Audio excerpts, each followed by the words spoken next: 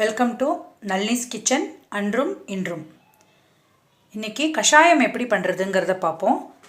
இது sore throat, cough, cold, throat இன்ஃபெக்ஷனுக்கு ஏற்ற ஒரு கஷாயம்.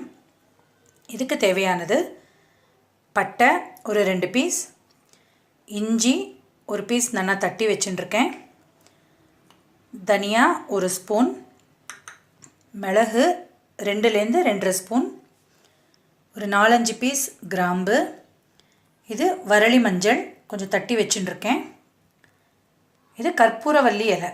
வீட்டில் கற்பூரவல்லி செடி இருந்ததுன்னா அதுலேருந்து ஒரு 4-5 இலையும் இதோட மிக்ஸ் பண்ணி நல்லா கொதிக்க வைக்கலாம். இது எல்லாத்தையுமே நல்லா தண்ணியில் போட்டு ஒரு 1/2 hour 20 minutes to 1/2 hour வரைக்கும் நல்லா கொதிக்க வைக்கணும். ஒரு பாத்திரத்தில் தண்ணி விட்டுருக்கேன். இதில் இஞ்சி, தனியா, மிளகு, கிராம்பு, வரளி மஞ்சள், பட்டை,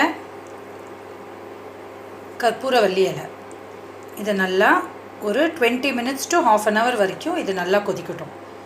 கொஞ்சம் ஹை ஃப்ளேமில் ஸ்டார்டிங்கில் வச்சுட்டோம், அப்புறம் ஒரு மீடியம் ஃப்ளேமில் இது நல்லா கொதிக்கட்டும். நல்லா கொதிக்க ஆரம்பித்த உடனே ஹீட்டை ரெடியூஸ் பண்ணிடலாம். இது நல்லா கலர் நல்லா சேஞ்ச் ஆகும், ஒரு நல்ல ப்ரௌன் கலரில் வரும். நல்லா கொதித்து கலர் எல்லாமும் நல்லா மாறி இருக்குது. அதில் அந்த லைட்டாக அந்த காரமெல்லாம் இறங்கியிருக்கும். ஸோ இப்போ ஆஃப் பண்ணிவிட்டும் வடிகட்டி நல்லா சூடாக இதை குடிச்சு விடலாம். கஷாயம் ரெடி.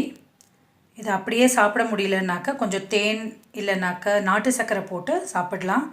இது ரொம்ப எஃபெக்டிவாக இருக்கும். பர்டிகுலர்லி காஃபுக்கு ரொம்ப ரிலீஃப் கொடுக்கும் இது. ஸோ இது எல்லோரும் ட்ரை பண்ணி பாருங்க. தேங்க்யூ.